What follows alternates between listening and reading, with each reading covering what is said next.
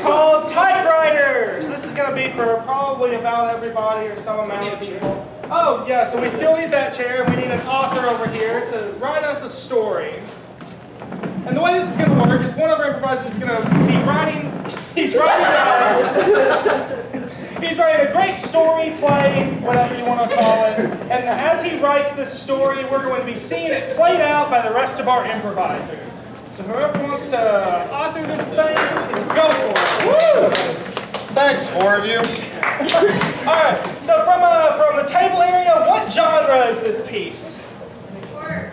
Horror? Paul, you want to title it? Oh, really? Yeah. I'll let Paul title it. It's his book. Okay, let's see, balcony. I need a mythical animal. Griffin. Mayonnaise. Griffin. I heard Griffin.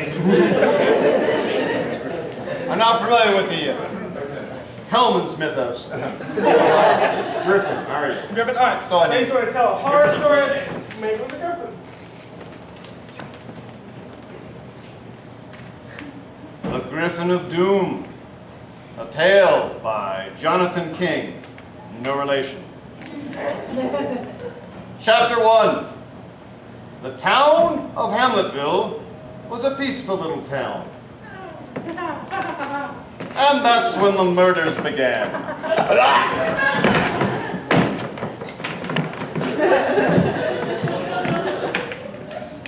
50% of the population had been slaughtered by a serial killer controlled by something that no one was aware of. The serial killer had an inconspicuous look about him as he went about his daily routine at the local coffee shop.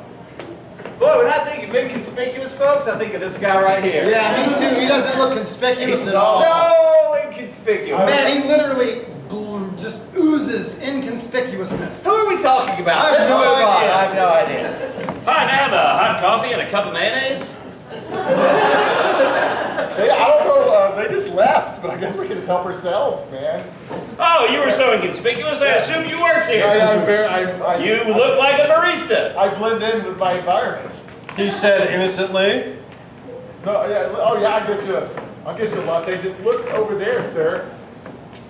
His inconspicuous nature allowed him to sneak up and silently drag people out of the coffee shop to his burial ground. Chapter 2. High in the clouds. The Griffin of Doom flew. Mentally controlling his earthly bound rube. Maintain your inconspicuous look, he thought hard at him. And he did, not knowing that he was the puppet in a grand griffin scheme. Not so damned obvious a puppet in a griffin scheme. Chapter 3.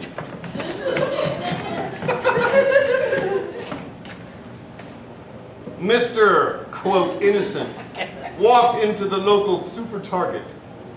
Yeah. The other Mr. Super Innocent.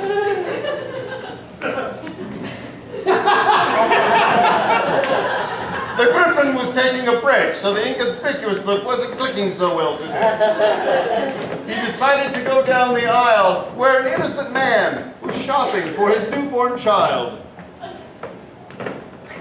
He said hello in a perfectly natural way. Look at all hey.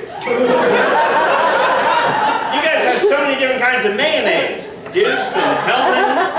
It's really great. I forgot I wore my khakis and red shirt today. Oh, you're so inconspicuous. I blend in with my environment. He offered to show him where some specialty mayonnaise was back in the stock room. I can show you some good mayonnaise. That's good, because I use it as baby formula. Jesus. I use it for babies. Well, let's go, Mr. Inconspicuous. Okay, come this way. Chapter 4. An empty parking lot in front of the super target, closed because it was now a horrific crime scene. Chapter 5. The Griffin of Doom became closer and ever shrinking circles to Hamiltonville. Circling the unsuspecting man whom he controlled, the man who is now called Robert. Robert! Screeched the griffin.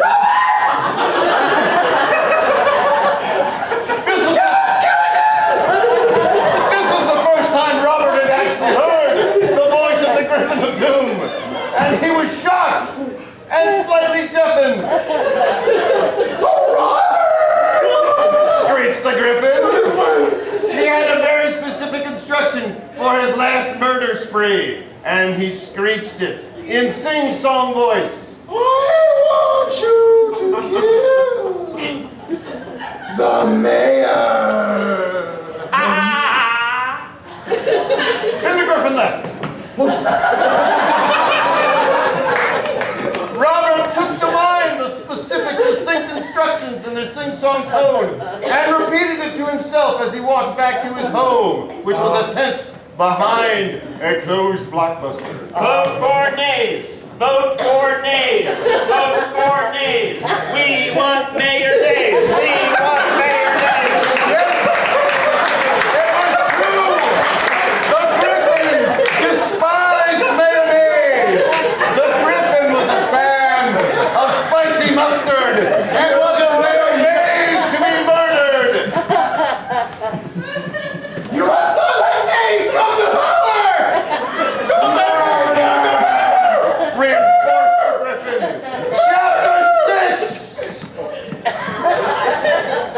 The local mayor's television campaign broadcast a very specific commercial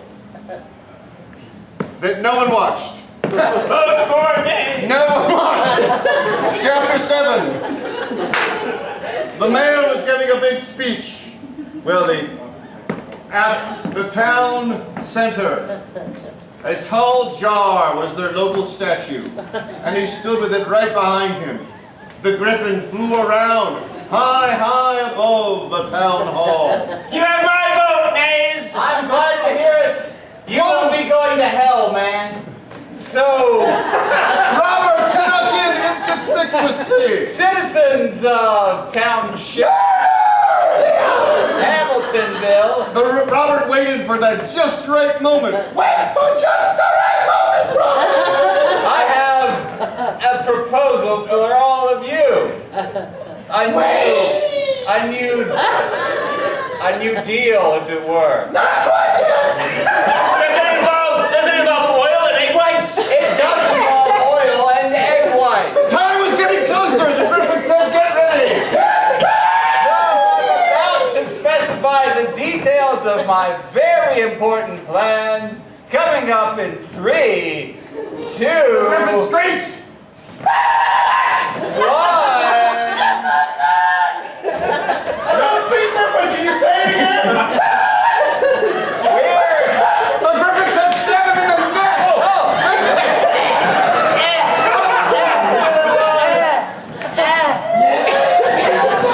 Robert, I have to tell you something.